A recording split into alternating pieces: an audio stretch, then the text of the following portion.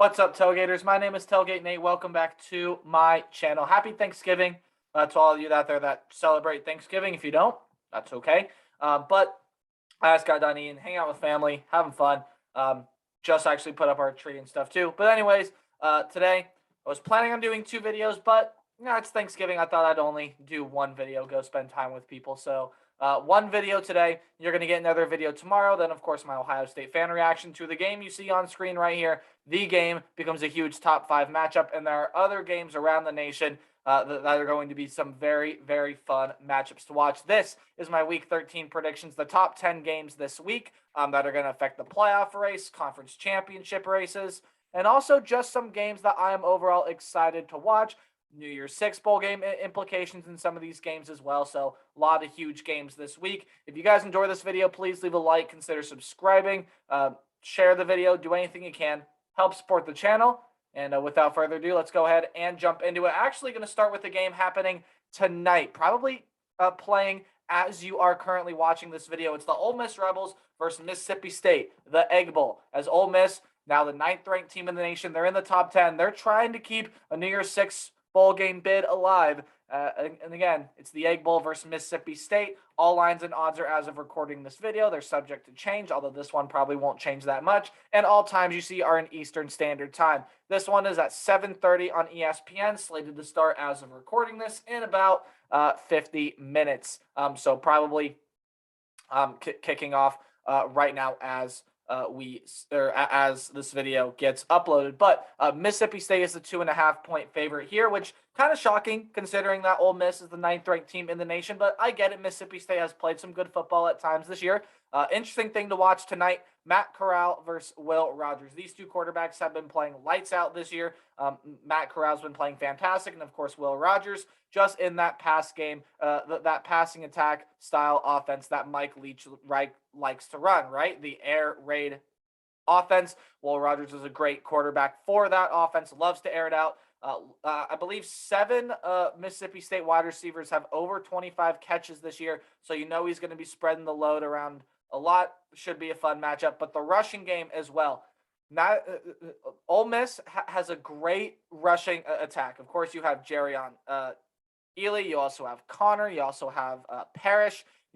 Lots of great backs there, but Mississippi State's rush defense does not give up a lot of room on the ground. And meanwhile, it's kind of the opposite. Mississippi State, of course, doesn't run the ball that much. In fact, they're second worst in the nation, only ahead of Nevada in rush yards per game. While Ole Miss, they're pretty solid defending the run, but not great as well. That's an interesting thing to watch. I think this game is going to be fast-paced. This is going to be a very fun game. I see this one being close, but I'm going to go with the team that is currently ranked in the polls. Don't pay attention to the actual score. Pay attention to the margin of victory and who I have winning the game. Of course, that's the most important thing. I think Ole Miss is going to win this game here. 34-30 is my final score prediction. I think Ole Miss, they like to play a fast style of game. I think Ole Miss plays faster. Mississippi State's defense quite not able to keep up. I think Will Rogers and company are going to put up some points in this game, but Ole Miss gets that extra possession to help them win this game. And I think Ole Miss secures a spot in a New Year's Six bowl with a win tonight against Mississippi State. But we'll see how this one plays out on Thanksgiving. Should be a lot of fun. Got a couple games on Friday I'm previewing here for you. You might think, what's so special about this one? Well, look at the line there, right? Nebraska's the 1-point favorite over 16th ranked Iowa. They are hopeful to represent the West in Indianapolis. Of course, some things need to happen for Iowa in order to do that. I'll go through all of those scenarios tomorrow. So tomorrow I will look at how everyone in every conference can clinch a spot in their respective conference championship games. Of course, the teams that are eligible to do so. Nebraska, of course, not eligible for a Big Ten championship, not even eligible for a bowl game, but a significant win definitely can happen for Nebraska.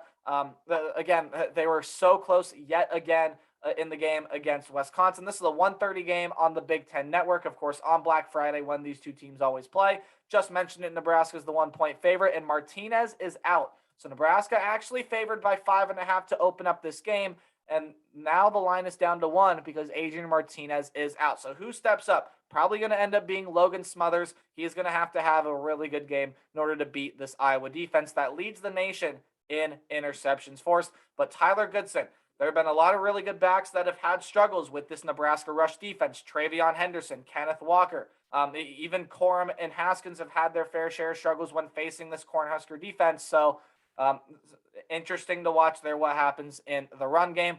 Tyler Goodson was able to get it going last week and the week before that as well. So he is gaining momentum, but this Huskers rush, he's been pretty solid all year. And I just talked about it. The Huskers have been in close games all year long. I believe I saw a stat where their combined 8 losses, or their 8 losses are by a combined 49 points. I see this one being another close affair. And if you guys remember in the preseason, I did pick Nebraska, but Nebraska has not been able to close out the close games this year. It's just something about this team where they can't win a close game. So I am going to go ahead and pick Iowa here to win this game. Could I see Nebraska winning? Yes, absolutely. Iowa doesn't have that great of an offense. So Nebraska, if they can score points against this Iowa defense, it could be a long day for the Hawkeyes. But I think the Hawkeyes are going to pull it out 24-23. Ever since putting Padilla in at quarterback, it's had mixed results, but overall, I think has helped this Iowa offense, especially Goodson, get going. And I think the Hawkeye offense does just enough here to get the 1-point win on the road in Lincoln. Maybe can get into Indianapolis, depending on what happens in other games in the Big Ten West around the nation. But we're now going to move to the ACC, where North Carolina is going to meet 20th ranked NC State in Raleigh, North Carolina, for Carolina Pride. The rivalry doesn't have an official name, but of course this matchup still on Friday, 7 p.m. on ESPN, and NC State finds themselves the 6-point favorite. Howell, when you look at the stats on North Carolina's offensive line this year, they have not been great, and he's going to need a lot of help from his offensive line in this game in order to win, because North Carolina State has got some good pass rushers in there that they can get back to the quarterback. But Howell has taken an absolute beating this year. Of course, he got held out of the Wofford game, probably for precautionary reasons. He is going to play in this game. All signs point to him playing. We'll see what kind of performance he can put on. He's been pretty solid. He's been pretty solid. Solid as of late. Again, rushing the football, passing the football. So we'll see what Sam Howell does tomorrow night. But Leary's got what weapons too? Hey, when you look in the backfield, Ricky Person, Zonovan Knight. You also have Emeka Emezi there as well at the wide receiver group. Some other playmakers there as well. So NC State, probably not as good of an offense as North Carolina, but again, all the attention in the ACC for quarterbacks has gone on Hartman. It's gone on Brennan Armstrong. Quarterbacks like that, even Howell. But Leary has flown under the radar. That's a good quarterback there that NC State has. And then the rushing offenses here are going to be key. NC State, of course, I just mentioned, have those 2 phenomenal running backs. North Carolina, their rushing attack is top 50 in the nation because of Sam Howell being able to scramble so efficiently. I don't think he's going to be able to scramble as efficiently here in this game, as I do have NC State winning by a score of 36-33. I think there are going to be some points put up in this game. North Carolina probably is going to nab this lead pretty early, but I think NC State is going to fight back, fight hard enough to keep their ACC championship hopes alive. Yes, it still can happen with a win over North Carolina. And now in the games that are going to be played on Saturday, and we're going to start with the biggest matchup of the week. Game day is going to be here, and how can it get better than this? You have Ohio State, you have Michigan, playoff elimination game for the right to go to Indianapolis. The game is the big game this week. Number 2 versus number 5. Both teams sitting at 10-1. The winner goes to Indianapolis, and then if they win the Big Ten championship game, goes into the college football playoff. What better stakes can you ask for such a historic rivalry? Ohio State is the 8-point favorite, and as usual, this is a noon game, but this year going to be played on Fox like it has in previous years. Lots of things to watch for in this game, but the most notable thing is Jim Harbaugh, not the greatest against his rivals. He's 0-5 against the Ohio State Buckeyes. The Buckeyes are going to look to make that 0-6 with a win in Ann Arbor this year. Rivalry that's been dominated by Ohio State as of late, winning 15 of the last 16. But C.J. Stroud and this wide receiver core are not going to make it easy on Michigan. But this Wolverine defense is going to have a lot to say. They're one of the best in the nation at defending the pass, and they get to the quarterback. They have 2 fantastic pass rushers. One of them, Aiden Hutchinson, surely a top round NFL draft pick.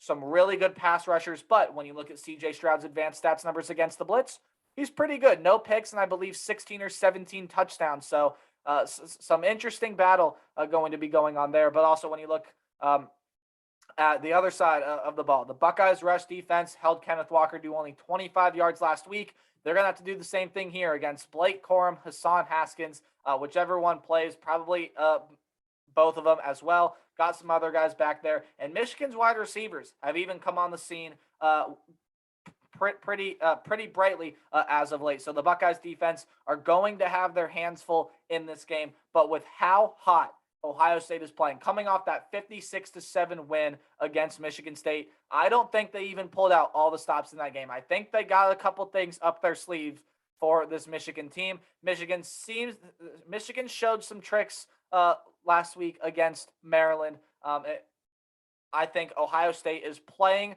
the best football at the right time of the year, and I think the Buckeyes are going to get an 8-point win. Exactly what the line says. At least as of right now, I have the Buckeyes winning 35-27. I do think this is going to be a tightly knit game, a 2016-esque game. We can only hope we get a 2016-esque game, right? That would be fantastic. But I do see the Buckeyes winning this matchup and moving on to Indianapolis. But I think this is going to be an absolutely extraordinary game. The big house is going to be bumping. It's going to be ready. But I think the Buckeyes spoil the party and ruin Michigan's chances at the playoffs. Wake Forest can finally grasp their division in the ACC with a win over Boston College. They are the 4.5-point favorite. This is a noon game on ESPN2.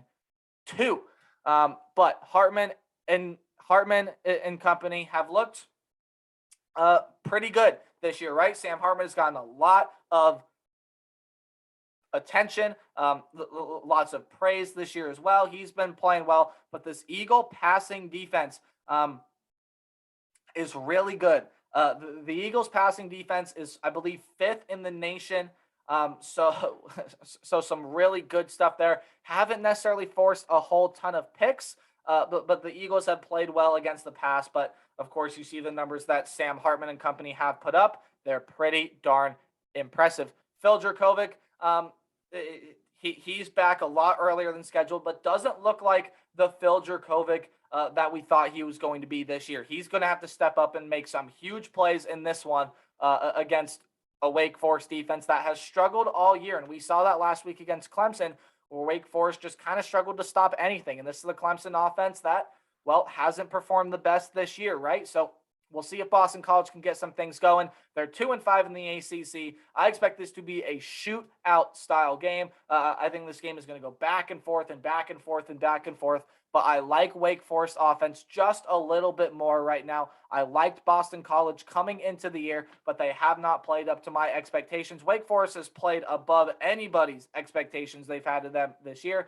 Sam Hartman has played phenomenal, and I think this is the week that Wake Forest finally punches their ticket to Charlotte, as they are going to win this game 40-35. A good win here for Wake Forest. Of course, you get into the ACC title game. You now have 10 wins on the year. I think that's what's going to happen. I think it's going to be a shootout game. I think we're going to see a lot of points in this one, but Wake Forest, in the end, finds a way to get this one done as they move on to Charlotte against Pitt in the ACC championship game. Again, I'll go through clinching scenarios tomorrow for all conferences. Let's move on here. Alabama and Auburn are going to face off in the Iron Bowl before Bama heads to Atlanta. Now, this is a big game. 3:30 game on CBS. Bama's the near 20-point favorite, but this is the big game because if Alabama loses this game, likely they are done in the playoff conversation. Don't care if they beat Georgia. With the way that Oklahoma State is playing, Alabama might fall behind Oklahoma if Oklahoma were to beat Oklahoma State this week. We'll get to that game as well, but still a lot of things that can happen in this college football season. Bama currently, of course, still alive in the playoff conversation, but they have had struggles when going into Jordan Hare. But they have the Heisman frontrunner on their side in Bryce Young. He's been playing absolutely fantastic.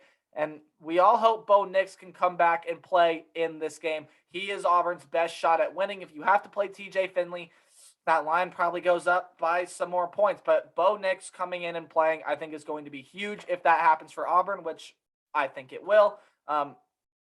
That's going to be huge. He's a fantastic playmaker, and he's seen Bama before. He knows what Bama is capable of. He's seen this Bama team, and I think he is their best shot at winning. He is their best playmaker. Not a fantastic overall playmaker, but again, their best playmaker on the offensive end. But talking about playmakers, man, how brilliant has Jameson Williams been for the Crimson Tide this year, emerging as the #1 candidate for this wide receiver group. Of course, the transfer from Ohio State. Man, imagine if he was still in that wide receiver room. Of course, Ohio State has got some really good wide receivers over there. They're going to give Michigan some trouble. Again, I think Ohio State will win that game. And I think Bama is going to win this game by a final score of 38-21. I just don't see Auburn's defense doing a whole lot here in this game. I think Bo Nix is going to make some plays. Auburn is going to give Alabama trouble. And I do think Auburn covers the spread, but I think Alabama has a couple late scores that help them pull away from Auburn in this one, forcing a couple turnovers. I think Bama is going to head in with some momentum into the SEC championship game against the Georgia Bulldogs. Oregon State and Oregon, what used to be known as the Civil War, of course not known as the Civil War now, but the 11th ranked Ducks are out of playoff conversation, but the winner of this game here, hopeful to reach Las Vegas for the Pac-12 title. Oregon is the 7-point favorite on this 3:30 game on ESPN. BJ Baylor had a 100-yard game finally again after almost a month's layoff of not breaking the triple-digit mark for the rushing yards. So BJ Baylor gaining momentum to come into this game. He knows how high of stakes this game is, as does everyone playing on the field here, because Oregon State is still alive to win this division, the Pac-12 North. Of course, they're going to need some help. They have to win this game first on the road, which they aren't very good. When you look at Oregon State at home, that is a great team. But when you look at it on the road, it's a totally different story. They're not that great on the road. But BJ Baylor is going to be hard for Oregon to stop. He's a fantastic running back that not enough people are talking about right now. Anthony Brown is going to have to make some plays. It seemed like nothing could go right for him in that win again, or in that loss to Utah, that blowout loss to Utah. In fact, what really did go right for the Oregon Ducks in that blowout loss to Utah, right? But Anthony Brown is going to need to step up. He's going to need to make some huge plays in this game if Oregon is going to want to get into the Pac-12 title game, because while Travis Dye has been great, he can't do everything. He's not as good as CJ Verdell, still a very good running back, and this Oregon State team is going to score some points. And I expect whichever team is more physical, whichever team can go up, win the battle at the line of scrimmage, probably going to have a really good shot to win this game. And you know what? I think that the physicality marker belongs to Oregon. Look, you got two of the best defensive players in the nation. You got Kayvon Thibodeau. You got Noah Sewell over there. Some other guys there as well. Oregon State is going to make this one interesting. They're going to make this one close. I have a feeling Oregon State pulled off the upset against Oregon a couple of years ago. Or actually, it was last year, right? Oregon State did beat Oregon last year, but this Oregon State team is just not great on the road. And this Oregon crowd is going to be hostile. It's going to be loud. Oregon, I think, is going to win this game. It's going to be close, and that's going to set up a rematch between them and Utah in the Pac-12 championship game. And honestly, can't wait to watch that one either. But I think Oregon barely gets past their rivals in Oregon State.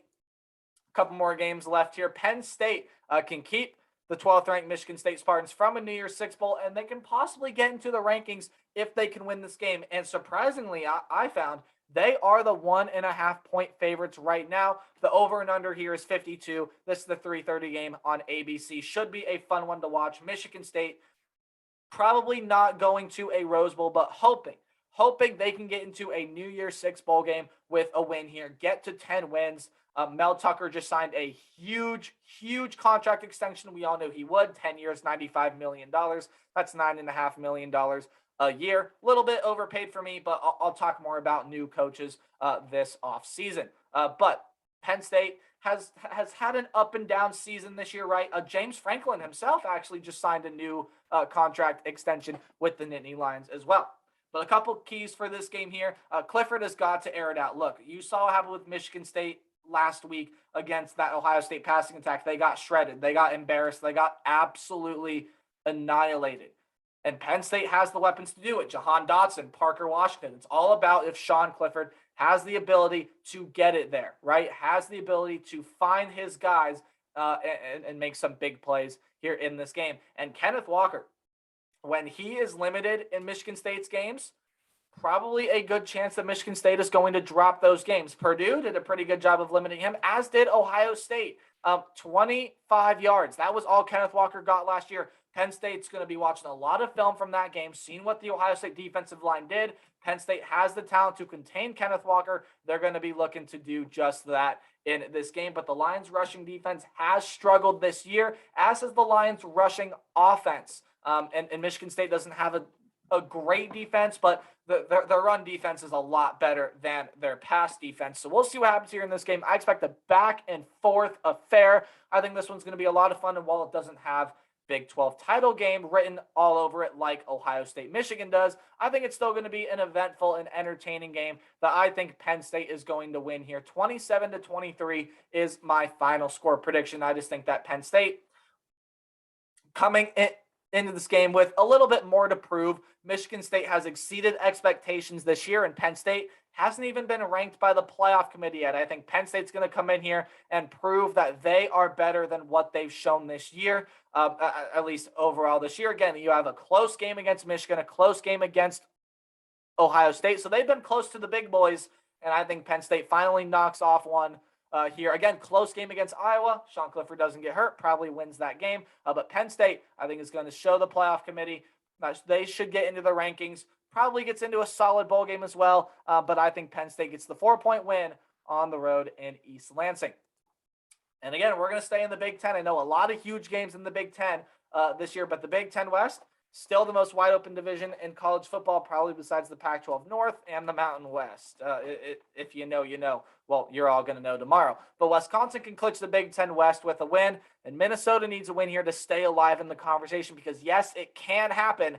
I'll go through it all tomorrow. This is the 4 o'clock game on Fox. Wisconsin favored by 7. The over and under is under 40, 39 points. Not a lot of points expected in this game at all. But the Badgers have found their offensive groove. Graham Mertz is starting to play better. The emergence of Braylon Allen. He's a 17-year-old kid that reclassified to play, and he is absolutely phenomenal. So the Badgers offense has been rolling in their past couple of games. When you look at Northwestern against Nebraska, of course, they crushed Northwestern, barely beat Nebraska. They had to hold on there to that game. And speaking of offense, Tanner Morgan has got to remember his 2019 play. He hasn't necessarily played the best this year, so he's going to have to play the game of the year, or his best game of the year, if Minnesota is going to want to have a chance to pull off Wisconsin, because that Wisconsin defense is pretty good. Ranks top 10 in a lot of defensive categories. But speaking of defense, the Gophers pass rush needs to get pressure to Graham Mertz, because Graham Mertz, while he has improved his play, he can still be flustered in the pocket. He's not a quarterback that does well under pressure, and the Gophers pass rush has been less than stellar this year. So it's got to step up. It's got to play to the occasion. Minnesota's got to play up to the opponent's level this week. I just don't know if Minnesota can do it. I think Wisconsin is getting hot at the right time, and I think Wisconsin clinches the Big Ten West with a close win in Minnesota. 24-21 is my final score prediction. I think this is going to be one hell of a game, and this one for Wisconsin, if they can win it, decides the Big Ten West. But we will see, because if Nebraska beats Iowa tomorrow, then this game is for the Big Ten West as long as Purdue beats Indiana. Again, I'll get into all the scenarios tomorrow. But my prediction of what happens, I think Wisconsin beats Minnesota to move to 9-3 and move into Indianapolis. And the final game I'm going to talk about here is also a really important game. Probably not as important as Ohio State, Michigan, as that has top 10 potential. Oklahoma State has already clinched a spot in the Big 12 championship game, but Oklahoma needs a win here to stay alive. It's a top 10 battle in Bedlam.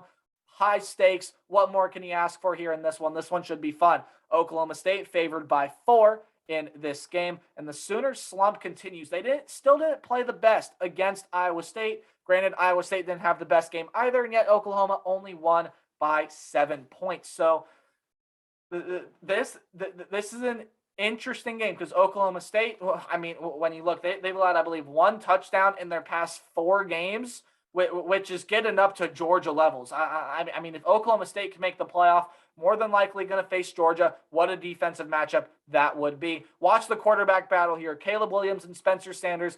Both of them have played off and on this year. Of course, Caleb Williams coming in for Spencer Rattler was fantastic in that Texas game, and he's just been kind of meh ever since, right? Oh, by the way, this is the primetime game on ABC. And Spencer Sanders hasn't been terrific this year, but has been good enough to get the big moments when he needs them. And Riley's clutch coaching. Lincoln Riley knows how to coach in clutch situations.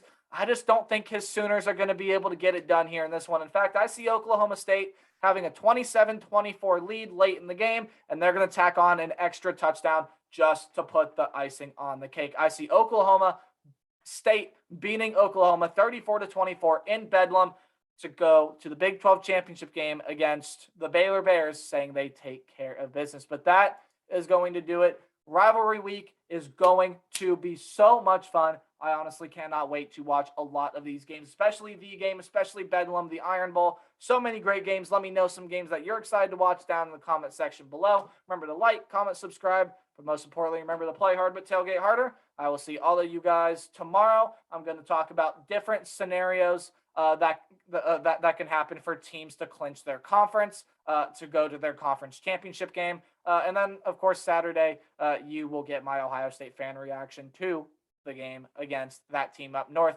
Remember to play hard, tailgate harder. See all you guys later this week. Goodbye.